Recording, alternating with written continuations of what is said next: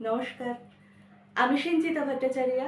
আমার YouTube channel প্রয়াসে আবার সবাইকে জানাই সুস্বাগতম।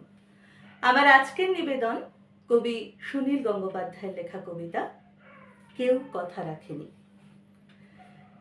কেউ কথা রাখেনি, ৩৩ বছর কাটলো, কেউ কথা রাখেনি।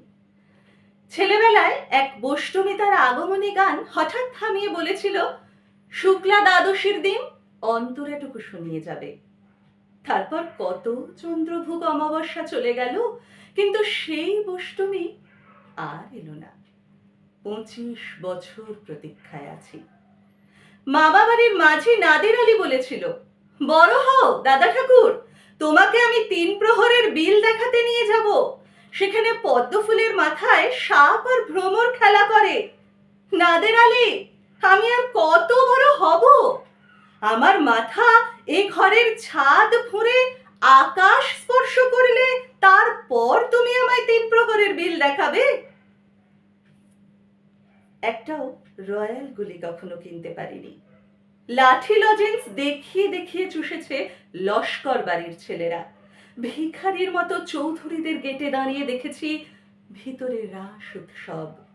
অবিরল রঙের ধারার মধ্যে সুবর্ণ কঙ্কন পরা ফর্সা রমণীরা কত রকম আমোদে হেসেছে।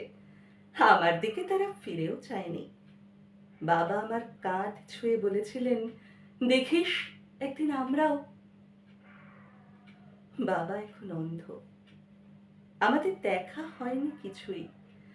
সেই রয়্যাল গুলি, সেই লাঠি লজেন্স, সেই রাস উৎসব আমায় কেউ ফিরিয়ে দেবে না। বুকের মধ্যে সুগন্ধি রুমাল রেখে বরুণা বলেছিল, যেদিন আমায় সত্যিকারের ভালোবাসবে সেদিন আমার বুকেও এরকম আতরের গন্ধ হবে। ভালোবাসার জন্য আমি হাতের মুঠোয় প্রাণ নিয়েছি, দুরন্ত ষাঁড়ের চোখে বেঁধেছি লাল কাপড়, বিশ্ব সংসার তন্ন তন্ন করে খুঁজে এনেছি ১০৮টা নীল পদ্ম। তবু কথা রাখেনি বরুণা। এখন তার বুকে শুধুই মাংসের গন্ধ। এখনো সে যে কোনো নারী। কেউ কথা রাখেনি। ৩৩ বছর কাটলো, কেউ কথা রাখে না।